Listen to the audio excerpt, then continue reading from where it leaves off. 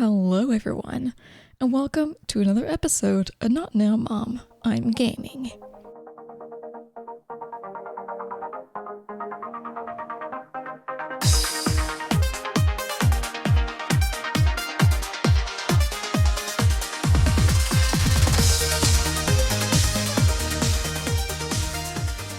My name is Kay, and in this episode we'll be talking about the game Survivor in the Forest 2. And let me start by first stating that I've never wanted to throw a game into the did not finish pile so bad in my life after only 5 minutes of gameplay. It's that bad. And I really don't like to say that because new devs don't like to hear it when they create a game they're proud of, but there's so many games out there and so many new devs, and I get that they're doing things for fun and maybe some money, but a lot of them don't look great. Graphics aren't supposed to be the focal point, the gameplay is, but still, it is what it is.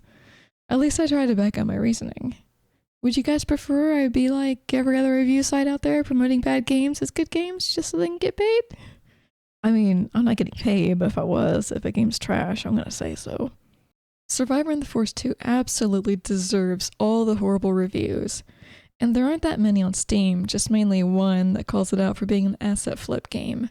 Every other review really does look fake in order to make the game seem good and up the game rating to at least a mostly positive as of this gameplay review.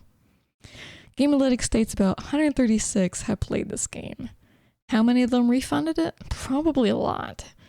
I would have given the chance, but I tend to buy games and not play them until a long while later, like with this one. I mean, the game's base price is $40, people.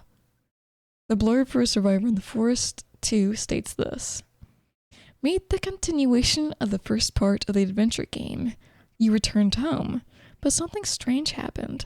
The street was too quiet and deserted. Find out what happened and how to fix it.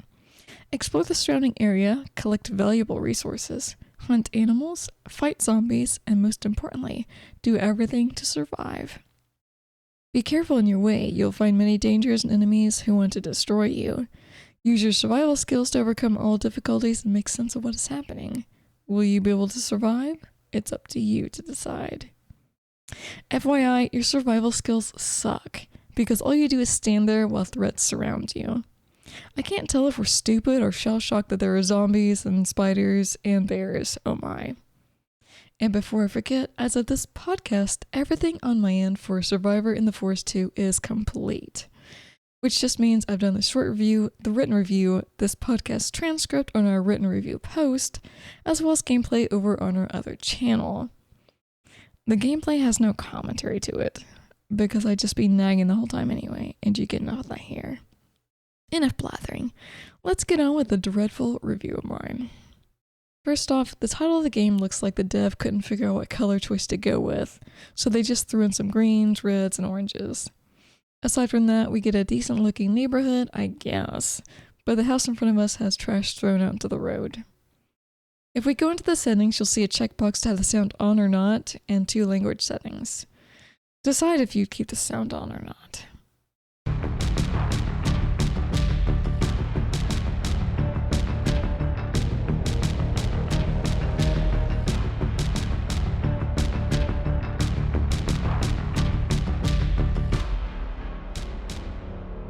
When you start the game, it's a scene with us standing outside our home, and the text at the bottom reads, "Finally, I'm home. You need to go inside."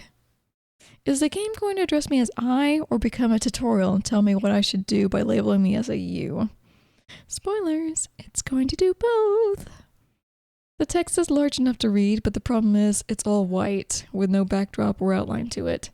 And you would think it'd be obvious, but if you have white text on a white background, people aren't going to be able to read it very well. And there is a white stripe in the road that hinders the reading of the text here. The next scene is where we can actually do something, which is open the door to your home. Only the angle they put the house in the scene is to the side and not the front, which fine, that could be to teach you that you can turn the environment and face the door, so I'm able to give it a pass here. When you do face the front of the house, you have to click on the door in order to open it. One click takes 2% HP off of the 100% health bar of the door. So 50 clicks will open the door. All the while your character just stands there. On another note, I know little scenes and environments like this aren't new in games or anything, But it really reminds me of the game Out of Sight, which is a hidden object game, where you have to find things in the small environment that you're given, and sometimes there's an additional item you can find as a secret object. Clearly, Survivor in the Forest 2 is nothing like that, but it's just the environment here that reminds me of at least one scene in Out of Sight. Instead of going into the house, a zombie comes out after opening the door. And in the next scene, we're once again facing the side/back end portion of the house instead of the front, which is downright stupid at this point, but if you couldn't tell already, this game is going to do a lot of stupid shit to you with little to no gain. So we have to turn the environment in order to face the front of the house where the zombie is standing. And standing. And not moving. Just like our character, standing and not moving in front of a zombie who basically just wants us to get off his lawn, and we're deciding on to stare down instead of leaving. Did a dev think people were going to cream their pants for this kind of riveting gameplay? Ooh-wee, my life is in so much danger right now. As with the door, you have to just click the stupid zombie until its health reaches 0. I'm going to tell you right now, I'm not going to go through the full game with this gameplay review, since there's no achievements tied to it, and after a certain point it really becomes the same thing over and over again. There's nothing that drastically changes. You just get to the end so you can say, thank fuck that's over with, and call it a day. At this point, we have a couple zombies on the screen. Now there's a slight sense of danger as one of the zombies is moving toward you, but at a slow pace, and the other zombie isn't moving. So as long as you take the moving zombie out, you're no longer in danger. Even though there's a flesh-eating zombie standing behind you while you're staring out in the distance, contemplating your existence. When the zombies are gone, enter the house. You have to click on different trash items a certain number of times, like with the zombies, in order to clear them out. I know, I'm gonna get through a lot of this too. I had to turn the music off at this point before it gave me a migraine, so if you play this game, which I don't recommend you do, you should probably do something else in the background for some semblance of sane noise. And when we get to the next scene with the zombie in the... I don't know. Is this the garage we entered with the garage key? Because it looks absolutely nothing like a garage, and more like a broom closet. I went ahead and brought out the auto clicker program so I wouldn't have to worry about breaking my mouse with a stupid game like this. Fast forward a bit and you'll come across large eggs, giant spiders, and more useless zombies. At first I thought the huge eggs were going to be dragon eggs because they certainly look like it, but after breaking open the egg they turn into a mutated spider. Fast forward some more and the colored environment becomes grayscale, and when we're forced to look for branches to make a fire, I can't find the fucking branches because I can't see shit, and the branches don't exactly stick out to you. Alright, no pun intended right there, I'm sorry. I had to spam click all over the environment just to find where the last batch of branches were. We eventually come across some antennas, and when you do find one, the light surrounding it flickers like mad. I don't typically have a problem with flashing lights, but if I looked at it too long, it was a strain on me. Finally, this is where I'm going to end this gameplay review, because even looking over the footage and talking about it is making me pissed all over again. The clicking might have gotten monotonous at this point and boring because I'm using an auto clicker, but there comes a point when you really shouldn't even bother with using your mouse and get your own auto clicker, because there are quote-unquote bosses that you'll have to get rid of. One of them is a bear. With the auto clicker speeding through the process of getting rid of its health, it still took me 2 whole minutes with an auto clicker to get it to 0 health.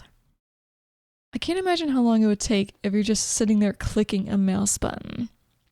Like I said though, this is where I'm going to end the gameplay review of Survivor in the Forest 2. Holy hell. I never want to play a game like this again.